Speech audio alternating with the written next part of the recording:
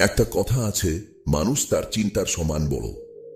এটি একটি চিরন্তন সত্যি যা যুগে যুগে সফল ব্যক্তিদের জীবন থেকে প্রমাণিত হয়েছে। নেপোলিয়ন হিল তাঁর বিখ্যাত বই থিঙ্ক অ্যান্ড গ্রো রিচে বলেছেন, মানুষ যা ভাবতে থাকে তার জীবন হয়ে ওঠে সেই ভাবনাগুলিরই প্রতিফলন। তাহলে বেশিরভাগ মানুষ কেন সফল হতে পারে না? তারা কি চিন্তা করে না, নাকি তারা নিজের সম্ভাবনাকে আবিষ্কার করে না? আজকের গল্পটি আপনাকে সেই প্রশ্নের উত্তর খুঁজতে সাহায্য করবে, তাই গল্পটি শেষ পর্যন্ত শুনুন। আমি হলফ করে বলতে পারি এই ভিডিওটা আপনাকে বদলে দিতে পারে। একবার একটি শহরের রেল স্টেশনে একটি ভিখারি থাকত। ওই ভিখারি সেখানে আসা ট্রেনগুলোতে যে সমস্ত যাত্রী বসে থাকত তাদের কাছে থেকে ভিক্ষা চেয়ে নিজের পেট চালাত। আর একদিন যখন ওই ভিখারি ভিক্ষা চাইতে যায় তখন সে এক স্যুটবুট পরে থাকা একটি ধনী মানুষকে দেখতে পায়। তখন ওই ভিখারি ভাবে, নিশ্চয়ই এই মানুষটি অনেক বেশি ধনী, আর আমি যদি এর কাছে থেকে ভিক্ষা চাই তাহলে আমাকে নিশ্চয়ই অনেক বেশি টাকা ভিক্ষা দেবে। এরপরে ভিখারি ওই ধনী মানুষটার কাছে গিয়ে ভিক্ষা চাওয়া শুরু করে। কিন্তু ভিখারিকে দেখে ওই ধনী মানুষটি বলে, তুমি কি সবসময় মানুষের কাছে থেকে কেবল চাও? কখনো কি তুমি কাউকে বিনিময়ে কিছু দিয়েছ? এটা শুনে ভিখারি অবাক হয়ে বলল, সাহেব, আমি তো একজন ভিখারি মাত্র। আমি মানুষের কাছে থেকে ভিক্ষা করে নিজের জীবন চালাই। আমার তেমন ক্ষমতা কোথায় যে আমি কাউকে কিছু দিতে পারবো? এরপরে ওই ধনী লোকটি বলল, যেহেতু তুমি কাউকে কোনো কিছু দিতে পারবে না তাহলে তোমারও কারো কাছে থেকে কোনো কিছু চাওয়ার অধিকার নেই। আমি একজন ব্যবসায়ী, আর আমি লেনদেনে বিশ্বাস করি। যদি তোমার কাছে আমাকে দেওয়ার মতো কিছু থাকে তাহলে আমি তার পরিবর্তে তোমাকে কিছু দিতে পারি। আর যদি তুমি আমাকে কিছু দিতে না পারো তাহলে আমিও তোমাকে কোন কিছুই দিতে পারবো না। এরপরে ওই ধনী লোকটি ট্রেনে উঠে পড়ে এবং সেখান থেকে চলে যায়। এদিকে ভিখারি বসে বসে ওই বিজনেসম্যানের বলা কথাটি ভাবতে থাকে। ভিখারি ভাবে যে আমি এতদিন পর্যন্ত ভিক্ষা করছি, কিন্তু এমন কথা তো আমাকে আজ পর্যন্ত কেউ বলেনি। যদিও ওই বিজনেসম্যান খারাপ কিছু বলেনি। সত্যিই তো আমি যদি কাউকে কোনো কিছু দিতে না পারি তাহলে আমি কি করে অন্য মানুষের কাছে থেকে চাইতে পারি? আর এরপরে ওই ভিখারি ভাবে, হয়তো এই কারণেই মানুষজন আমাকে বেশি টাকা দিতে চায় না, কারণ ভিক্ষার পরিবর্তে আমি কোনো মানুষকেই কোনো কিছু দিতে পারি না। এরপরে ভিখারি ভাবে, আমি তো একজন ভিখারি মাত্র, আমি অন্য একটি মানুষকে কি বা দিতে পারি? কিন্তু এই কথাটাও সত্যি, আমি আর কতদিন একটি মানুষকে কোনো কিছু না দিয়ে কেবল মানুষের কাছে চাইতে থাকব? আর সবশেষে ভিখারি সিদ্ধান্ত নেয়, আজকের পরে যে মানুষই তাকে ভিক্ষা দেবে ওই ভিখারি তাকে তার পরিবর্তে কিছু না কিছু অবশ্যই দেবে। কিন্তু এখন ভিখারির মাথায় শুধু এই কথাটা চলছিল, ভিক্ষার পরিবর্তে সে অন্যদের কি দিতে পারে। আর এই কথাটা চিন্তা করতে করতে 2 দিন পার হয়ে যায়। ওই 2 দিন পর্যন্ত ভিখারি কোনো রকমের ভিক্ষাও করেনি। তৃতীয় দিন যখন ওই ভিখারি স্টেশনে বসেছিল তখন সে স্টেশনের ওপারে থাকা কিছু ফুল গাছ দেখতে পায়, যে গাছগুলোতে অনেক ফুল ফুটেছিল। এরপরে সে ভাবে, আমি যদি আমাকে ভিক্ষা দেওয়ার পরিবর্তে মানুষকে একটা করে ফুল দিই তাহলে কেমন হয়?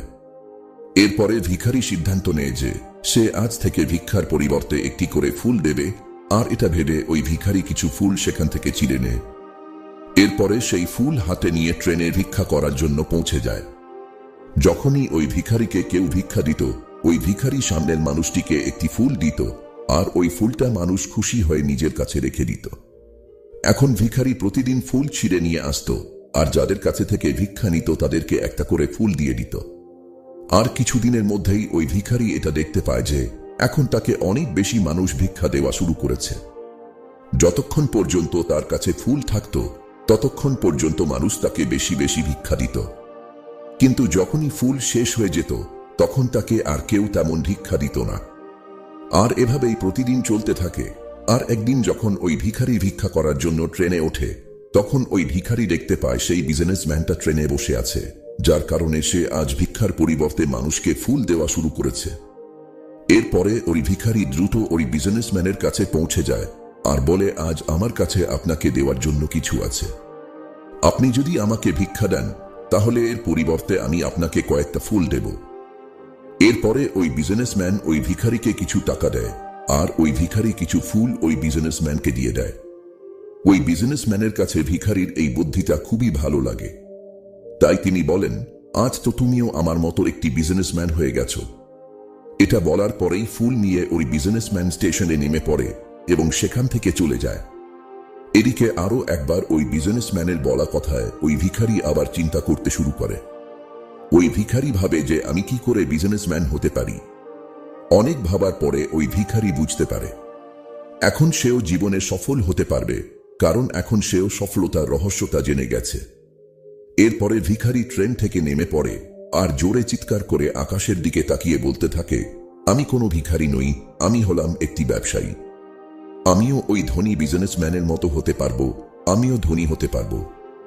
আর যখন চিৎকার করে ভিখারি এই সমস্ত কথা বলছিল, চারপাশের লোকজন ওই ভিখারিকে দেখে ভাবছিল হয়তো সে পাগল হয়ে গেছে। আর পরের দিন থেকে ওই ভিখারিকে স্টেশনে আর দেখতে পাওয়া যায়নি। 6 মাস পরে ওই স্টেশনে দুইজন স্যুটবুট পরা মানুষ যাত্রা শুরু করে। দুজনেই একে অপরের দিকে তাকায় এবং একে অপরের সঙ্গে হাত মেলায়। প্রথম ব্যক্তিটা বলল, আপনি কি আমাকে চিনতে পারছেন? দ্বিতীয় ব্যক্তিটা বলল, জি না, আমি আপনাকে চিনতে পারিনি। আমার মনে হয় আমি আপনার সঙ্গে প্রথমবার দেখা করছি। তখন প্রথম ব্যক্তিটি একটু হাসেন আর বলেন, আমাদের এর আগে 2 বার এই ট্রেনেই দেখা হয়েছে। আমি হলাম সেই ভিখারি যাকে আপনি প্রথম সাক্ষাতে বলেছিলেন যে আমাকে জীবনে কি করতে হবে। আর দ্বিতীয়বার যখন দেখা হয়েছিল তখন আপনি আমাকে বলেছিলেন যে আমি আসলে কে। এরপরে দ্বিতীয় ব্যক্তিটিও হেসে ফেলেন আর অবাক হয়ে বলেন, মনে পড়েছে, তুমি তো সেই ভিখারি যাকে আমি একবার ভিক্ষা দিতে মানা করেছিলাম। দ্বিতীয়বার আমি তোমার কাছে থেকে কিছু ফুল কিনেছিলাম, কিন্তু তুমি এই স্যুট বুট পরে কোথায় যাচ্ছ? আজকাল তুমি কি করছো? তখন ওই প্রথম ব্যক্তিটি বলে, হ্যাঁ, আমি হলাম সেই ভিখারি, কিন্তু আজ আমি ফুলের অনেক বড় একজন ব্যবসায়ী। ব্যবসার কারণেই আমি অন্য শহরে যাচ্ছি। এরপরে প্রথম ব্যক্তিটি কিছুক্ষণ চুপ থাকার পরে বলল, আপনি আমাকে প্রথম সাক্ষাতে যে কথাটা বলেছিলেন সেটা আসলে প্রকৃতির একটা নিয়ম। আমরা তখনই কোনো কিছু পাব যখন আমরা কোনো কিছু দিব। আমি এটা খুব ভালোভাবে অনুভব করতে পেরেছিলাম, কিন্তু তারপরেও আমি সব সময় নিজেকে ভিখারি মনে করতাম। আর এর বাইরে আমি কখনোই কোনো কিছু চিন্তা করিনি। কিন্তু দ্বিতীয়বার যখন আপনার সঙ্গে আমার দেখা হয় তখন আপনি আমাকে বলেছিলেন আমিও একজন বিজনেসম্যান হয়ে গেছি। আর তখন আমি এটা বুঝে নিয়েছিলাম যে মানুষ আমাকে এত বেশি ভিক্ষা কেন দিচ্ছে, কারণ তারা আমাকে ভিক্ষা দিচ্ছিল না, বরং তারা ওই ফুলের মূল্য দিচ্ছিল। প্রতিটা মানুষ আমার ফুল কিনে নিচ্ছিল, কারণ এর থেকে সস্তায় তারা অন্য কোথাও ফুল পাবে না। যদিও আমি মানুষের চোখে একটি ছোট ব্যবসায়ী ছিলাম, কিন্তু নিজের চোখে তখনও একটি ভিখারি ছিলাম। আর আপনার বলার পরেই আমি বুঝতে পারি যে আমিও একজন ছোট ব্যবসায়ী। এরপরে আমার জমানো টাকা দিয়ে আমি অনেক ফুল কিনে নিই আর ফুলের ব্যবসা করা শুরু করে দিই। এখনকার মানুষের ফুল অনেক পছন্দ, আর তাদের এই পছন্দ আমাকে আজ ফুলের অনেক বড় একটি ব্যবসায়ী বানিয়ে দিয়েছে। কথা শেষে তারা ট্রেন থেকে নেমে পড়ে এবং নিজের রাস্তায় চলে যায়। জীবন আমাদের কাছে কেমন হবে তা নির্ভর করে আমাদের দৃষ্টিভঙ্গির ওপর।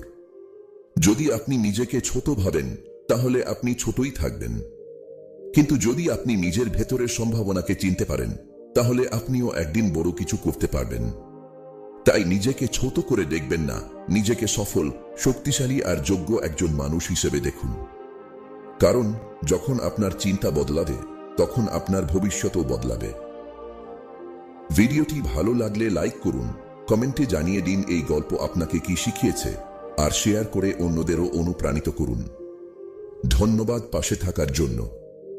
আবার দেখা হবে নতুন একটি অনুপ্রেরণামূলক গল্প।